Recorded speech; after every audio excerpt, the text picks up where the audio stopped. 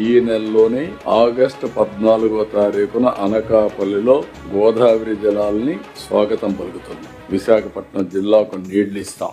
అది డేట్ కూడా ఫిక్స్ చేశాం.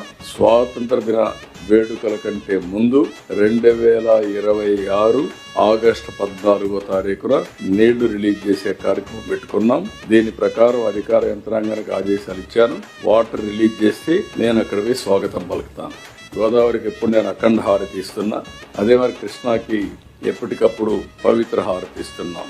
ఇంకొక పక్కన కాలువ పైన స్ట్రక్చర్స్, కుడి కాలువ పైన ఇంకొక 4-5% ఉన్నాయి. 95% పూర్తయినాయి. ఎడమ కాలువ పైన స్ట్రక్చర్స్ 83% పూర్తయినాయి. అది కూడా ఎస్టిమేట్స్ తయారు చేయమన్నాం. ఒక 250 crores ఉంటుంది. కూడా చేస్తే with in 6 months will complete all structures.